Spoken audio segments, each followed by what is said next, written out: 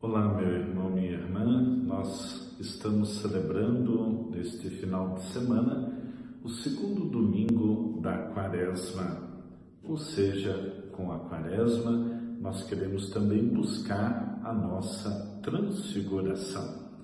A Quaresma é um tempo de preparação para o grande mistério central na vida da Igreja, a paixão, morte e ressurreição de Jesus. Por isso queremos nos preparar com o tempo quaresmal para chegar a esta realidade, a contemplação da paixão, morte e ressurreição.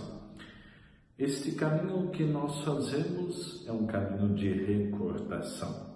Por isso, neste final de semana, na primeira leitura do livro do Gênesis, nós vamos ver alguns sinais importantes desta recordação, principalmente do sentido da aliança. Nós temos um chamado de Deus, nós temos uma resposta humana, há uma dúvida por parte de Abraão, se estabelece um rito, há um sinal sacramental e marca-se então a história com a promessa e com a celebração da aliança. Nós, nesse tempo quaresmal, também caminhamos sempre nesse desejo de fazer memória, de fazer recordação da grande aliança que o Senhor estabelece conosco, mas agora não mais com o sacrifício de animais, mas, acima de tudo, com o seu corpo entregue no alto de uma cruz, um corpo doado e um sangue derramado. Olhar para esta primeira leitura deste segundo domingo é pensar um pouquinho aonde nós queremos chegar, da onde nascemos e para onde queremos chegar, ou seja, no contexto de nossa fé tem na realidade do Antigo Testamento o seu berço, os seus primeiros passos, até então chegarmos à realidade de Jesus Cristo. Por isso, a Quaresma é um tempo de preparação desta grande aliança que nós celebramos com o Senhor. Nós somos chamados e convidados a celebrar este vínculo, este pacto, esta aliança que o Senhor estabelece conosco. Na segunda leitura, quando então nós lemos a carta de São Paulo aos Filipenses, nós vamos perceber que em relação à Quaresma há um grande desejo, uma grande meta, desenvolver a nossa fé em vista de uma vida plena. Nós somos cidadãos do céu. Por isso, a leitura parece nos apresentar 4 pontos importantes. O primeiro dele, a condição de imitadores. Quando nós olhamos muitos filhos, eles reproduzem aquilo que acolhem e que experimentam da relação com o pai e com a mãe. Assim também nós, ao sermos imitadores de Cristo, nós aprendemos com Ele a desenvolver na nossa vida tudo aquilo também que Ele traz da figura de Deus Pai. O segundo aspecto que aparece como um tempo de conscientização, amar afinco a igreja da qual nós participamos. Ou seja, não podemos atacar e não devemos, tantas vezes ferir a igreja da qual participamos. Ou seja, Paulo vai dizer que há muitos por aí que se comportam como inimigos da cruz de Cristo.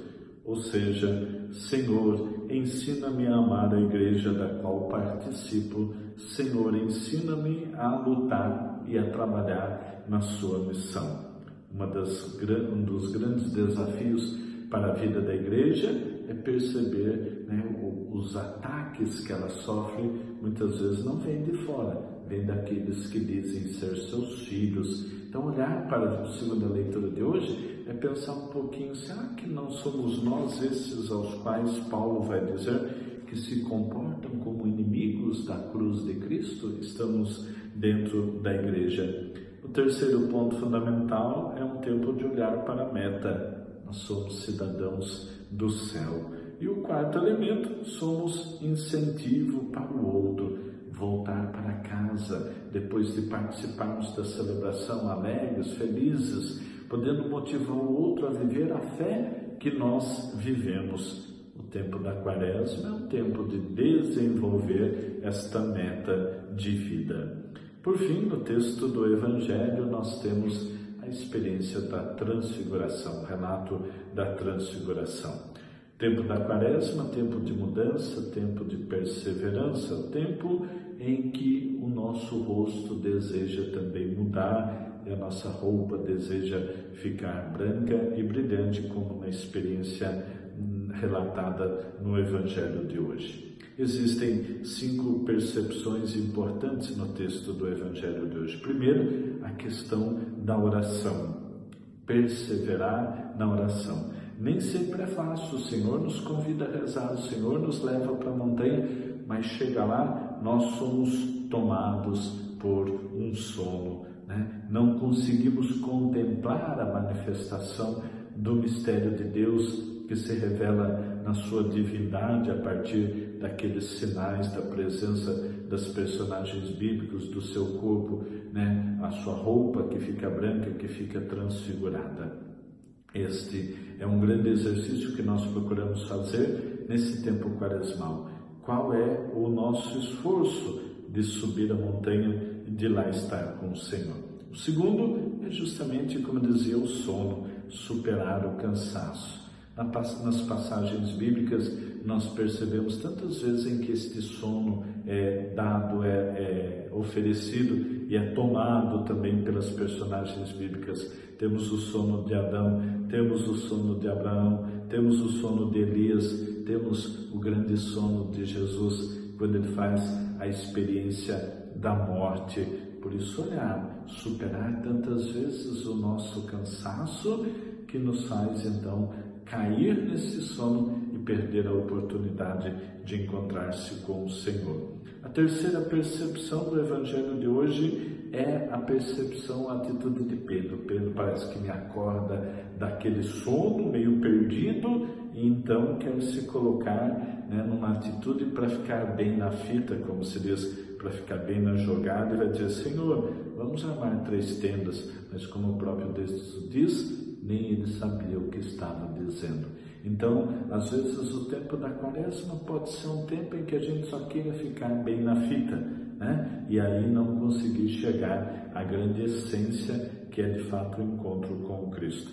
A quarta percepção, ouvir a voz do Senhor. A mudança vem pela capacidade de escutar a oração, o silêncio. E a quinta percepção é justamente o manter ou ficar calado. Os discípulos voltaram da montanha com o Senhor e ficaram calados diante de tudo aquilo. Quantas vezes este ficar calado pode fazer de nós a oportunidade para entrar nesse processo de transfiguração?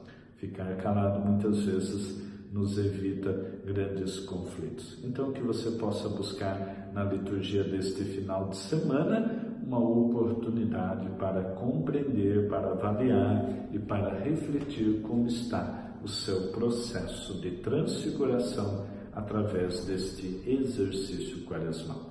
Que Deus lhe abençoe e guarde. Uma boa celebração para você neste final de semana.